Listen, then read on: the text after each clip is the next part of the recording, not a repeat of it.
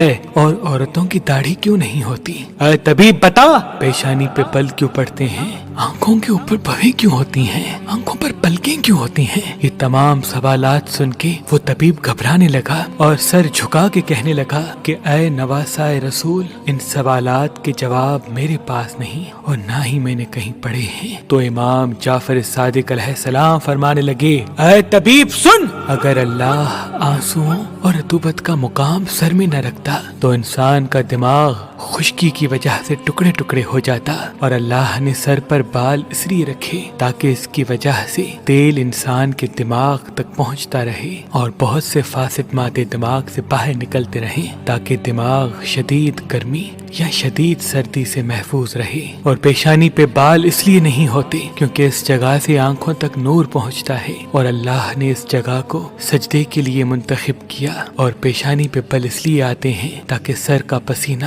آنکھوں تک نہ پہنچے یا پسینہ شکنوں میں ٹھہر جائے اور انسان اس کو آسانی سے پہنچ لے۔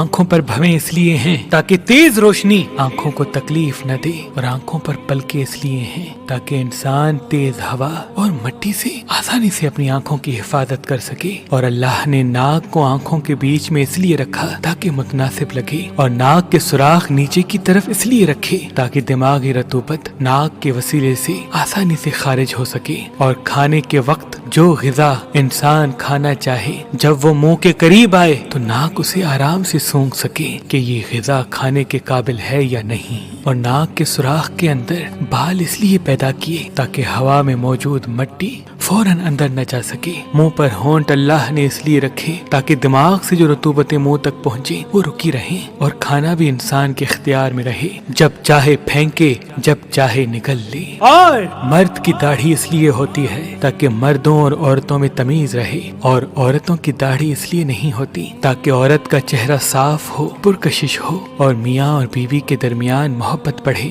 اے شخص، اگر عورتوں کے چہرے پہ داڑھی ہوتی تو ان کا چہرہ پرکشش نہ رہتا اور مرد اور عورت کے بیچ میں تمیز کرنا مشکل ہو جاتا۔ بس جیسے جیسے امام تمام سوالات کے جواب دیتے گئے اس طبیب کا تکبر ختم ہوتا گیا۔ بالآخر وہ آپ کے قدموں تک آ پہنچا اور دست ادب کو جوڑ کے عرض کرنے لگا، میں نے آج تک یہ تمام باتیں کسی کتاب میں نہیں پڑھی۔ بے شک یہ وہ علم ہے جو نبیوں، اماموں اور سادات کی میراث ہے۔ وہ قدم چوم کر مسلمان ہو گیا اور پورا دربار امام جعفر صادق علیہ السلام کے احترام میں اٹھ کھڑا ہوا۔ سلام ہو اماموں کے امام، امام جعفر صادق علیہ السلام پر، امام جعفر صادق علیہ السلام۔